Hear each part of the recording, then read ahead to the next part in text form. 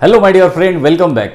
मित्रांनो, लास्ट लेक्चरमध्ये आपण स्टडी केला तो म्हणजे फायलम नायडेरिया किंवा ज्याला आपण सिलेंट्रेटा असं म्हणतो. तर या सिलेंट्रेटे काय काय फीचर्स आहेत, या ग्रुपमध्ये किती ॲनिमल्स आहेत, त्या सगळ्याबद्दल आपण लास्ट लेक्चरमध्ये डिस्कस केलं, त्याचा स्टडी केलेला आहे. आता हे लास्ट लेक्चर जर तुमचं मिस झालं असेल तर ते प्लेलिस्टमध्ये टाकलेलं आहे, प्लेलिस्ट जाऊन तुम्ही जरूर बघा. आता या व्हिडिओ लेक्चरमध्ये आपण स्टडी करू आणखीन एका इंटरेस्टिंग फायलमचा, आणि ज्या फायलमचं नाव आहे टेनोफोरा. काय म्हणतात याला? टेनोफोरा असं याचं प्रोनाऊन्सिएशन करतात. तर या फायलमचं, या ग्रुपचं आपल्याला स्टडी करायचं. या ग्रुपमध्ये पण भरपूर सारे असे इंटरेस्टिंग ॲनिमल आहेत. तर ते कोणते कोणते ॲनिमल आहेत, त्यांचे काय काय फीचर आहे, ते सगळं काही आपण वन बाय वन करून जाणून घेऊ. आता बघा, हा जो फायलम आहे टेनोफोरा नावाचा, याला पॉप्युलरली कोम जेलीज म्हणून पण ओळखलं जातं. काय म्हटलं जातं याला? कोम जेलीज हे पॉप्युलर याचं नाव आहे. त्याचबरोबर याला सी वॉलनट्स असं म्हणून पण ओळखल्या जाते. वॉलनट्स म्हणजे तुम्हाला माहीत असेल की ज्याला आपण अक्रोड असं म्हणतो, जे गोल गोल असतात अक्रोड. तर ते हे अक्रोड सारखे दिसतात म्हणून यांना वॉलनट असं म्हटलं जातं. सी वॉलनट समुद्रामध्ये सापडतात ना, सी म्हणजे समुद्र, वॉलनट जो आपला अक्रोड असतो. तर समुद्रामध्ये सापडणाऱ्या अक्रोड सारखे हे दिसतात म्हणून यांना सी वॉलनट्स असं सुद्धा म्हटलं जातं.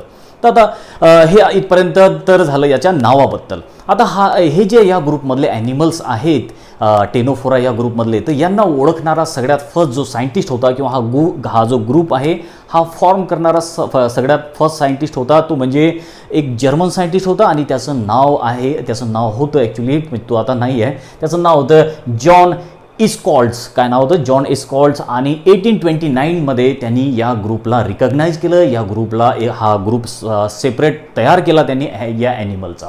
तर ठीक आहे, तर अशा तऱ्हेनं या ग्रुपला हे नाव भेटलं जॉन इस्कॉल्ड्स याच्याकडून. त्याचबरोबर या ग्रुपमध्ये जे ॲनिमल्स आहेत ते त्यांची संख्या फार कमी आहे. या ग्रुपमध्ये फक्त 50 किंवा 50च ॲनिमल आहेत. आता या पूर्ण आपल्या ॲनिमल किंगडममध्ये सगळ्यात छोटा फायलम कोणता असेल तर तो हाच आहे, कोम जेलीचा किंवा टेनोफोरा या ग्रुपमधला. याच्या अगोदर पण आपण बघितलं की जसे पोरीफेरन्स होते, तर पोरीफेरा या ग्रुपमध्ये 5000 एवढ्या स्पेसीस होत्या. त्यानंतर लास्ट आपण आणखीन एक फायलम बघितला, नायडेरिया किंवा सिलेंट्रेटा, त्याच्यामध्ये आपण बघितलं की 9000 एवढ्या स्पेसीस होता. पण या ग्रुपमध्ये किती स्पेसीज आहे? फक्त 50च ॲनिमल या ग्रुपमध्ये आहे. त्यामुळे हा ग्रुप जो आहे, हा जो फायलम आहे आपल्या पूर्ण ॲनिमल किंगडममधला हा सगळ्यात छोटा फायलम आहे. याच्यामध्ये फक्त 50 ॲनिमल्स आहेत. आता जरी 50 ॲनिमल्स असले, जरी संख्येनं हा ग्रुप छोटा असला, तरी हा खूप इंटरेस्टिंग ग्रुप आहे ॲनिमलचा. भरपूर सारे इंटरेस्टिंग ॲनिमल याच्यामध्ये आहेत. आणि या ग्रुपमधले सगळ्यात इम्पॉर्टंट फीचर तुम्हाला सांगायचं म्हटलं म्हणजे हे या ग्रुपमधले ॲनिमल, बरेचसे ॲनिमल जे आहेत ते बायोल्युमिनन्स शो करतात. बायोल्युमिनन्स म्हणजे काय? ल्युमिनन्स म्हणजे काय फिजिक्सच्या भाषेत तुम्हाला माहिती असेल, लाईट तयार करणे, लाईट इमिट करणे. पण इथे लाईट कोण तयार करतो? तर इथे लाईट जे आहे ते या ग्रुपमधले ॲनिमल तयार करतात. जर ॲनिमलकडून किंवा ऑर्गॅनिझम जर लाईट इमिट करत असला तर त्याला टर्म आहे बायोल्युमिनन्स. म्हणजे तुम्ही बघितलं असेल काजवा वगैरे, काजवा कसा लाईट तयार करतो तशा टाईपचे लाईट हे या ग्रुपमधले ॲनिमल तयार करतात. हे पिक्चर बघा, समुद्रामध्ये कशा प्रकारे एकदम लाईट चमकल्यासारखे हे ॲनिमल आपल्याला दिसतात. तर यालाच म्हटलं जातं बायोल्युमिनन्स. तर सगळ्यात इम्पॉर्टंट फीचर काय, यांचं इम्पॉर्टंट प्रॉपर्टी काय आहे या टेनोफोराची? हे बायोल्युमिनन्स शो करतात. यांची जी बॉडी आहे ती लाईट इमिट करते, लाईट तयार करते, त्यामुळे हे चमकतात. जसा आपला लाईट असतो ना तशा तऱ्हेने हे चमकतात, म्हणून याला आपण बायोल्युमिनन्स असं म्हणतो. ठीक आहे, तर हा जो वर्ड बनलेला आहे हा टेनोफोरा, हा एक ग्रीक वर्ड आहे. तर याचा मिनिंग आहे टेनी म्हणजे कोम्स आणि फोरॉन्स मीन्स बिअरिंग. तर अशा तऱ्हेनं कोम बिअरिंग हे ॲनिमल आहेत. यांच्या बॉडीवर जे आहेत ते असे कोम्स असतात, कोमसारखं स्ट्रक्चर असतं आणि त्या कोमवरती प्रेझेंट असतात ते म्हणजे छोटे छोटे सिलिया. तर त्याच्यावरून यांना नाव पडलेलं आहे टेनोफोरा. तर असं याचं हे एक सुरुवातीचं इंट्रोडक्टरी हा याचा पार्ट होता. आता या ग्रुपचं काय काय फीचर आहे, या ग्रुपमध्ये असलेल्या ॲनिमलचे काय काय फीचर आहे, आपण ते सगळं स्टेप बाय स्टेप समजून घेऊ. काही पॉईंट्सच्या मदतीनं, जसं आपण लास्ट लेक्चरमध्ये केलं होतं तसंच सेम आपण प्रॅक्टिस याही लेक्चरमध्ये करू. तर सगळ्यात आधी आपण बघू की या फायलमचं हॅबिटॅट काय आहे, या ॲनिमलचं हॅबिटॅट काय आहे, हे कुठे राहतात. तर हे जिथे राहतात किंवा यांचं जे घर आहे ते आहे पाणी, आणि त्यात फक्त समुद्र. या ग्रुपमधले ॲनिमल हे ॲक्वॅटिक आहेत आणि दे आर एक्सक्लुझिव्हली मरीन, म्हणजे फक्त समुद्राच्या पाण्यात किंवा खाऱ्या पाण्यातच हे आपल्याला आढळतात. कुठल्याही प्रकारच्या फ्रेश वॉटरमध्ये, नदीच्या किंवा तलावाच्या पाण्यामध्ये हे प्रेझेंट नसतात. फक्त कोणत्या पाण्यामध्ये प्रेझेंट असतात? फक्त मरीन किंवा खारट पाण्यामध्ये प्रेझेंट असतात. Exclusively marine. ठीक आहे, तर नोट पण करून देतो एकदा. तर ॲक्वॅटिक यांचा हॅबिटॅट आहे आणि कसे आहेत? एक्सक्लुझिव्हली मरीन ॲनिमल्स आहेत. फक्त आपल्याला मरीन वॉटरमध्येच बघायला भेटतात. तर हा झाला यांचा हॅबिटॅट. नेक्स्ट फीचर आहे बॉडी सिमेट्री. तर बॉडी सिमेट्री कशी आहे? तर रेडियल सिमेट्री आहे. कशी आहे body symmetry? Radial. They are radially symmetrical. Radial symmetry आहे म्हणजे अशा टाईपचं त्यांची बॉडी आहे आणि त्या बॉडीच्या सेंटरमधून जर आपण ॲक्सिस पास केला तर त्या ॲक्सिसमुळे अशी यांची बॉडी जी आहे 2 इक्वल हाफमध्ये डिवाइड होऊन जाते. हा ॲक्सिस पास केला तर आपल्याला दिसते की ही बॉडी जी आहे यांची या अशा 2 पार्टमध्ये डिवाइड झाली. आपण काय करणार? परत एक ॲक्सिस पास करणार सेंटरमधून. यामुळे काय झालं? या ॲक्सिसमुळे काय झालं? या ॲनिमलची बॉडी अशा 2 पार्टमध्ये डिवाइड झाली, 2 इक्वल पार्टमध्ये. असे आपण कितीही ॲक्सिस जर याच्या बॉडीच्या सेंटरमधून पास केले तरीही यांची बॉडी 2 इक्वल पार्टमध्ये डिवाइड होते. अशा टाईपच्या बॉडी सिमेट्रीला आपण रेडियल सिमेट्री असं म्हणतो. ठीक आहे, तर कशी आहे सिमेट्री? रेडियल सिमेट्री आहे. म्हणजे समजून चला जनरली यांचं स्ट्रक्चर कसं आहे? गोल आहे. रेडियल सिमेट्री म्हणजे लक्षात ठेवत चला की गोल स्ट्रक्चरचं हे ॲनिमल असतील. ठीक आहे. त्यानंतर नेक्स्ट फीचर आहे जर्म लेयर्स. तर या ग्रुपमधले जे ॲनिमल्स आहेत ते आहे डायप्लोब्लास्टिक. कसे आहेत? डायप्लोब्लास्टिक. जर्म लेअर कसे आहे? डायप्लोब्लास्टिक. हे कसे आहेत? तर हे डायप्लोब्लास्टिक आहे म्हणजे हे 2 जर्म लेअर पासून फॉर्म झालेले आहे. एक जर्म लेअर ज्याला म्हटलं आपण आउटर जी असते ती असते एक्टोडर्म आणि जी इनर जर्म लेअर असती त्याला आपण म्हणतो एंडोडर्म. ठीक आहे, एक्टोडर्म आणि एंडोडर्म अशा 2 जर्म लेअर पासून हे फॉर्म झालेले असतात. 2 जर्म लेअर पासून फॉर्म झालेले आहेत म्हणूनच आपण यांना डायप्लोब्लास्टिक असं म्हटलं. डाय मीन्स 2 जर्म लेअर पासून यांची पूर्ण बॉडी बनलेली आहे. यांच्या बॉडीमधले ज्या काही सेल असतील, जे काही टिश्यू असतील ते सगळे या 2 जर्म लेअर पासून बनलेले आहेत म्हणून आपण यांना डायप्लोब्लास्टिक ॲनिमल्स असं म्हणतो. ठीक आहे, तर हे बघितलं आपण यांच्या जर्म लेअर बद्दल. नेक्स्ट फीचर आहे यांचं लेवल ऑफ ऑर्गनायझेशन. तर यांच्या बॉडीमध्ये लेवल ऑफ ऑर्गनायझेशन कशी आहे? तर यांच्या बॉडीमध्ये टिश्यू लेवलचं ऑर्गनायझेशन आपल्याला बघायला भेटते. कसं आहे टिश्यू लेवल ऑर्गनायझेशन? तर लक्षात ठेवा टिश्यू लेवलचं ऑर्गनायझेशन यांच्या बॉडीमध्ये बघायला भेटते. म्हणजे सेल तर आहेत आणि टिश्यू पण फॉर्म झालेले आहेत पण अजूनपर्यंत ऑर्गन फॉर्म झालेले नाहीत. जसे की डोळे, कान, नाक वगैरे असे काहीही ऑर्गन किंवा स्टमक म्हणा, इंटेस्टाईन म्हणा असे ऑर्गन आपल्याला फॉर्म झालेले आणखीन दिसत नाहीत. फक्त काय आहेत?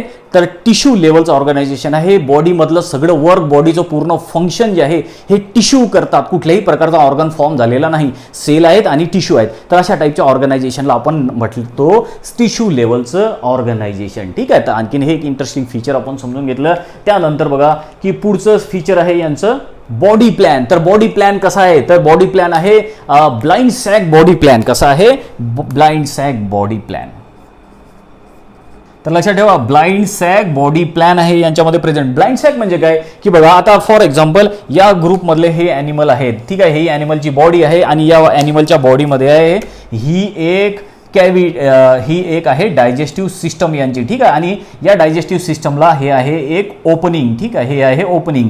आता या ओपनिंग मधूनच यांच्या बॉडीमध्ये इथे फूड पण येणार, जेवण पण आतमध्ये येणार. ठीक आहे, हे जे काही खात असतील ज्या छोट्या ऑर्गॅनिझमला हे जे खात असतील ते सगळं या माउथ मधून आतमध्ये येणार, या ओपनिंग मधून आत येणार आणि न पसलेलं सगळं जे आहे किंवा जे फिकल मॅटर आहे, जे वेस्ट मटेरियल आहे ते सुद्धा याच ओपनिंग मधून बाहेर पडणार. म्हणजे हेच माउथ आहे आणि हेच ॲनस सुद्धा आहे. ठीक आहे, तर अशा टाईपच्या बॉडी प्लॅनला आपण काय म्हणतो? ब्लाइंड सॅक बॉडी प्लॅन किंवा इनकम्प्लीट डायजेस्टिव्ह सिस्टम असं पण आपण त्याला म्हणतो. काय म्हणतो आपण?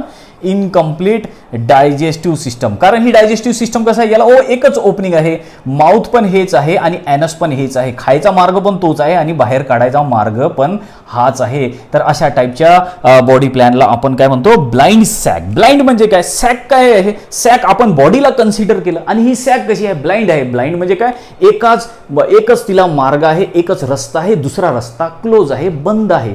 तर अशा बॉडी प्लॅनला ब्लाइंड सॅक बॉडी प्लॅन असं आपण म्हणतो किंवा इनकम्प्लीट डायजेस्टिव्ह सिस्टम असं म्हणतो आपण.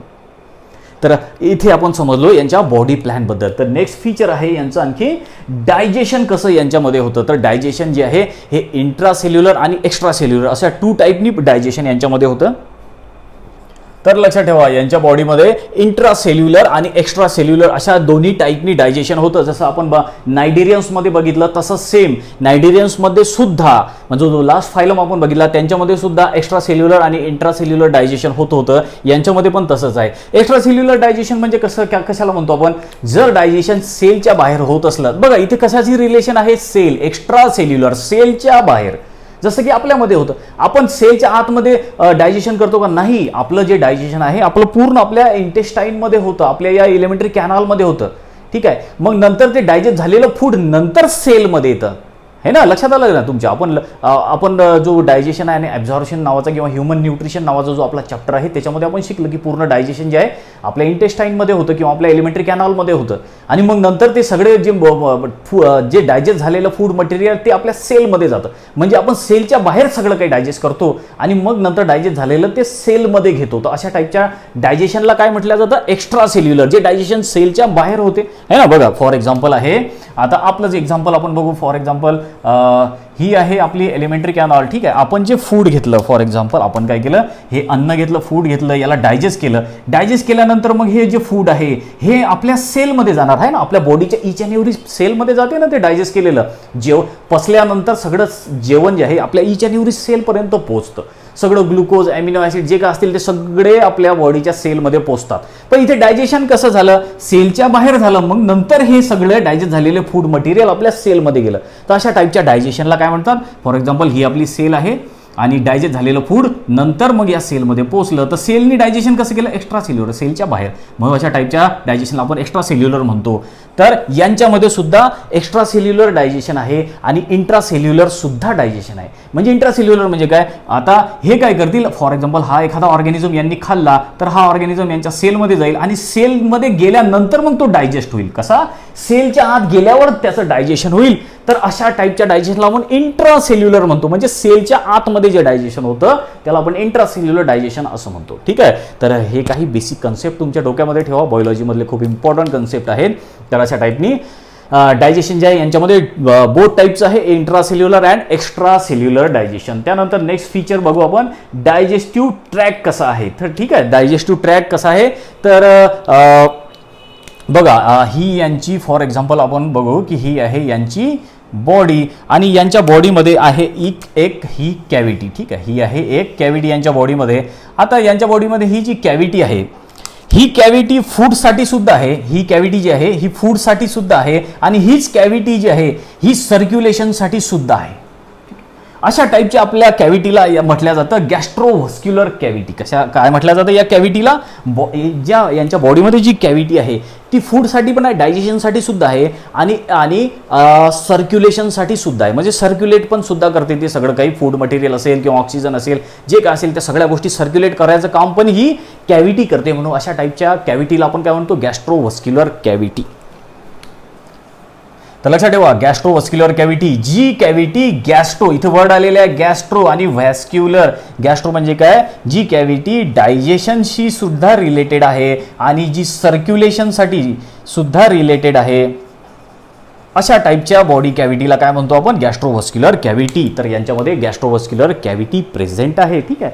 तर बघा नेक्स्ट फीचर आहे ते म्हणजे नर्वस सिस्टम कशा प्रकारची आहे यांच्यामध्ये. तर यांच्यामध्ये नायडेरियासारखीच नर्वस सिस्टम आहे आणि नायडेरियामध्ये जशी प्रिमिटिव्ह टाईपची नर्वस सिस्टम होती यांच्या बॉडीमध्ये सुद्धा प्रिमिटिव्ह टाईपची नर्वस सिस्टम आहे. म्हणजे नर्वस सिस्टम एवढी डेव्हलप झालेली नाही, कारण हे सुरुवातीचे ॲनिमल आहे, या पृथ्वीवर तयार झालेले हे पहिले ॲनिमल आहेत. त्यामुळे एवढे यांची बॉडी पण डेव्हलप झालेली नाही. यांच्या बॉडी नावमध्ये आपल्याला ऑर्गन वगैरे नाही सापडत. यांच्यामध्ये ना प्रॉपर असा ब्रेन आहे ना स्पायनल कॉर्ड आहे, असं काहीही यांच्या बॉडीमध्ये सापडत नाही आपल्याला, किंवा डेव्हलप झालेलं नाही किंवा एव्हॉल्व झालेलं नाही. हे सिंपल ऑर्गॅनिझम आहे, या पृथ्वीवर पहिले तयार झालेले आहेत. म्हणून यांची बॉडी एकदम सिंपल आहे. ठीक आहे. म्हणून अशा टाईपच्या यांच्या बॉडीत जी नर्वस सिस्टम आहे प्रेझेंट ती प्रिमिटिव्ह टाईपची आहे. फक्त नर्व सेल प्रेझेंट आहेत. काय आहेत, नर्व सेल प्रेझेंट्स आहेत. ठीक आहे. तर नर्व सेल प्रेझेंट आहे, कोणताही ब्रेन नाही, कोणताही स्पायनल कॉर्ड वगैरे नाही, असं काहीही नाही. त्यामुळे प्रिमिटिव्ह टाईपची नर्वस सिस्टम आहे. आता नेक्स्ट फीचर आहे ते म्हणजे लोकोमोशन कसं करतात. तर हे जे ॲनिमल्स आहेत हे फ्री लिव्हिंग आहेत, हे समुद्रामध्ये कुठेही फिरतात. पण मग कसं फिरतात, लोकोमोशनसाठी यांच्याकडे काय आहे, तर लोकोमोशनसाठी यांच्याकडे जो ऑर्गन आहे त्याला म्हणतात, आपल्या या डायग्राममध्ये दिसेल तुम्हाला 8 रोज ऑफ कोम प्लेट्स आहेत यांच्याकडे. काय आहेत, कोम प्लेट्स प्रेझेंट आहेत. तर बघा हे जे ॲनिमल्स आहेत हे लोकोमोशन कशा प्रकारे करतात, लोकोमोशनसाठी यांच्या बॉडीमध्ये प्रेझेंट आहेत ते म्हणजे 8 rows of ciliated comb plates या डायग्राममध्ये तुम्हाला दिसते. जसं की बघा आता फॉर एक्झाम्पल यांची ही अशा टाईपची बॉडी आहे आणि या बॉडीवरती तुम्हाला दिसते की अशा टाईपचे कोम प्लेट्स प्रेझेंट आहेत. ठीक आहे, 8 रोज असं म्हटलं. किती आहेत ते, 1 2 3 4 5 6 7 8 आहेत ते. ठीक आहे, 8 आहेत ते म्हणून त्याला म्हटलं 8 rows of ciliated comb plates. ह्या कोम प्लेट्स आहेत. ठीक आहे, आणि ह्या ज्या कोम प्लेट्स आहेत ह्या कशा आहेत, सिलिएटेड आहे म्हणजे यांच्यावर सिलिया प्रेझेंट आहेत. तर अशा प्रकारच्या या कोम प्लेट्सवर सिलिया प्रेझेंट आहेत. लक्षात ठेवा, सिलिया आहेत या, आणि या सिलियाच्या मदतीनंच हे ॲनिमल काय करतात, लोकोमोशन करतात. ह्या ज्या सिलिया आहेत ना, तर या सिलिया यांना लोकोमोशन करायला, हालचाल करायला एका ठिकाणाहून दुसऱ्या ठिकाणी जायला मदत करतात. तर ठीक आहे, लक्षात आलं तुमच्या की हे जे ॲनिमल आहेत हे लोकोमोशन कशा प्रकारे करतात, कारण की यांच्यामध्ये 8 rows of ciliated comb plates आहेत. ह्या अशा कोम प्लेट्स आहेत आणि ह्या कोम प्लेट्स ज्या आहेत ह्या कशा आहेत, तर यांच्यावर सिलिया आहेत म्हणून यांना आपण सिलिएटेड असं म्हटलं, कारण ह्या भरपूर साऱ्या बारीक बारीक अशा सिलिया आहेत. केसांसारखं असं स्ट्रक्चर आहे सिलिया. त्या सिलियामुळे मग हे एका ठिकाणाहून दुसऱ्या ठिकाणी जाऊ शकतात. ठीक आहे, तर इथपर्यंत आपल्याला समजलं. आता जे नेक्स्ट फीचर आहे रिप्रोडक्शन. तर रिप्रोडक्शनच्या अगोदर आणखीन एक पॉईंट की हे जे ॲनिमल्स आहेत यांच्या बॉडीवर काही विशिष्ट प्रकारच्या सेल प्रेझेंट आहेत आणि त्यांना कोलोब्लास्ट असं म्हणतात. काय म्हणतात त्यांना, कोलोब्लास्ट किंवा स्टिंग सेल्स असं सुद्धा म्हणतात किंवा लॅसो सेल्स असं सुद्धा म्हटलं जातं. बघा आपण याच्या अगोदरचा ग्रुप पाहिला होता, तो ग्रुप म्हणजे नायडेरिया. त्या नायडेरियावर काय प्रेझेंट होतं, कोणत्या सेल प्रेझेंट होत्या, नायडोब्लास्ट प्रेझेंट होत्या. आठवते तुम्हाला नायडोब्लास्ट. तर बघा नायडेरियन्समध्ये कोणत्या सेल होत्या, नायडोब्लास्ट किंवा ज्याला म्हटलं स्टिंग सेल. स्टिंग सेल अशा नांगीसारख्या त्या काय करत होत्या, एखाद्या ॲनिमलला वगैरे पकडायसाठी त्या स्टिंग सेल किंवा नायडोब्लास्ट प्रेझेंट होत्या. कोण्यामध्ये, ह्या नायडेरियामध्ये प्रेझेंट होत्या. अशाच टाईपच्या सेल या टेनोफोरा यामध्ये, या टेनोफोरांमध्ये पण सुद्धा प्रेझेंट आहे. यांच्या बॉडीवर सुद्धा काही विशिष्ट प्रकारच्या सेल प्रेझेंट आहेत आणि त्या सेलला कोलोब्लास्ट असं म्हटलं जातं किंवा स्टिकी सेल्स असं म्हटलं जातं.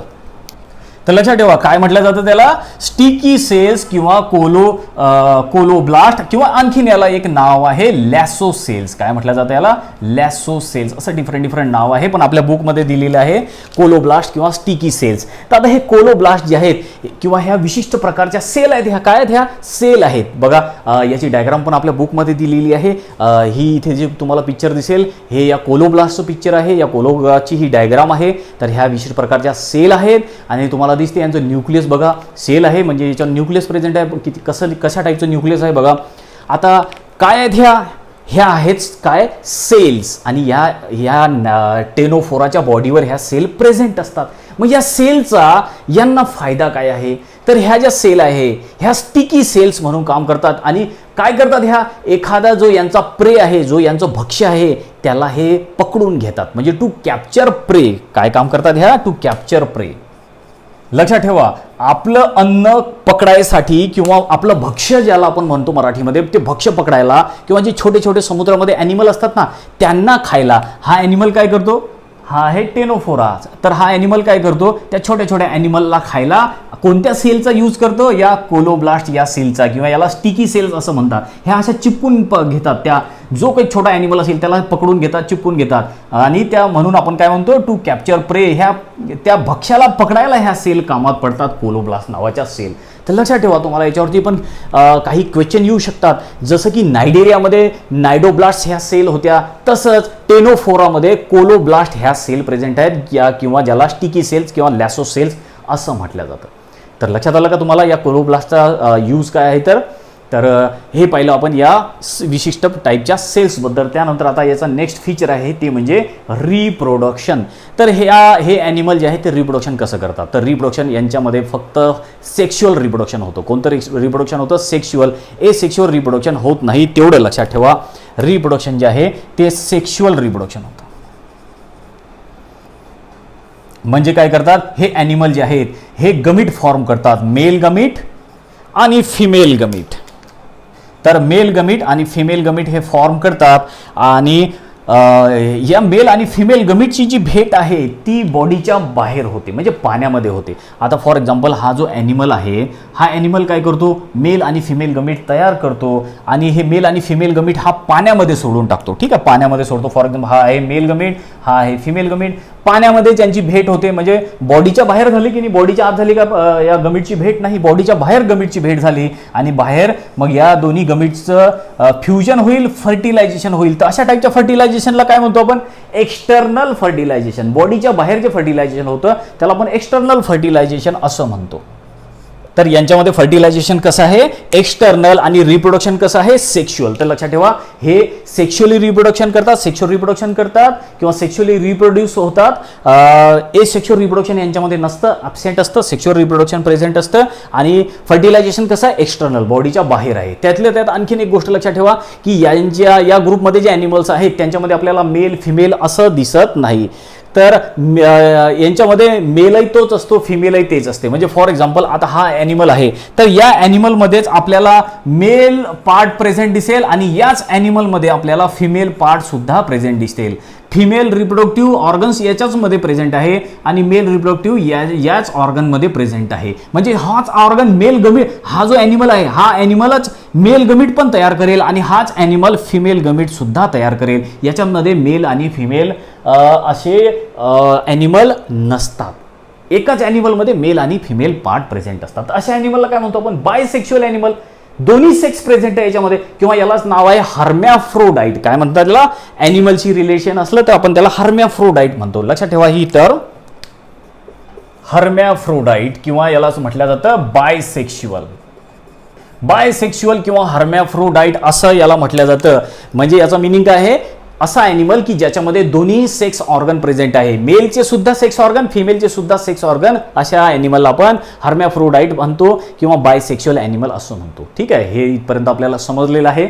त्यानंतर आहे नेक्स्ट आहे यांची डेव्हलपमेंट कशी होते. ठीक आहे, आपण रिप्रोडक्शन समजून घेतलं. रिप्रोडक्शन हे सेक्शुअल आहे आणि फर्टिलायझेशन हे एक्सटर्नल आहे, बॉडीच्या बाहेर फर्टिलायझेशन होतं. त्याचबरोबर आता डेव्हलपमेंट कशी होते, तर डेव्हलपमेंट जी आहे इनडायरेक्ट आहे. कशी आहे, इनडायरेक्ट. नायडेरियन सारखीच यांच्यामध्ये सुद्धा डेव्हलपमेंट ही इनडायरेक्ट आहे. तर लक्षात ठेवा, इनडायरेक्ट डेव्हलपमेंट म्हणजे काय, ज्यांच्यामध्ये आधी काय फॉर्म होतो, लार्वा फॉर्म होतो, मग हळूहळू जो आहे तो ॲनिमल किंवा जो पूर्ण ॲडल्टमध्ये कन्वर्ट होतो तो ॲनिमल. तर अशा टाईपच्या डेव्हलपमेंटला आपण इनडायरेक्ट डेव्हलपमेंट असं म्हणतो. तर मी तुम्हाला मागे पण सांगितलं इनडायरेक्ट डेव्हलपमेंट म्हणजे काय असते, की ज्यांच्या लाईफ स्टेजमध्ये लार्वा ही स्टेज येईल त्यांच्या डेव्हलपमेंटच्या स्टेजला आपण काय म्हणतो, डेव्हलपमेंटला म्हणतो आपण इनडायरेक्ट डेव्हलपमेंट. ठीक आहे, तर हे आधी लार्वा फॉर्ममध्ये होतात, मग लार्वापासून ॲनिमल बनतो, म्हणून यांची डेव्हलपमेंट असते इनडायरेक्ट डेव्हलपमेंट. ठीक आहे, तर हे आपण डेव्हलपमेंटबद्दल बोललो. लास्टमध्ये आहे यांचे एक्झाम्पल्स काय काय आहेत, तर आपल्याला 2 टाईपचेच एक्झाम्पल दिलेले आहे आपल्या बुकमध्ये. एक म्हणजे प्ल्युरोब्राचिया नावाचा एक ॲनिमल, आपल्या ही बुकमध्ये पण त्याची एक पिक्चर दिलेला आहे बघा, आपल्याला तुम्हाला इथे स्क्रीनवर सुद्धा तुम्हाला दिसेल. त्याचबरोबर दुसरा ॲनिमल आहे टेनोप्लॅना. तसे 2च ॲनिमलचे नावं दिलेले आहेत. ॲनिमलचे नावं पण लक्षात ठेवा, एक्झाम्पल पण याचे लक्षात ठेवा. बऱ्याचदा तुम्हाला नीटमध्ये CETमध्ये विचारल्या जाऊ शकतात. तर हा आहे प्ल्युरोब्राचिया आणि दुसरा ॲनिमल आहे टेनोप्लॅना नावाचा.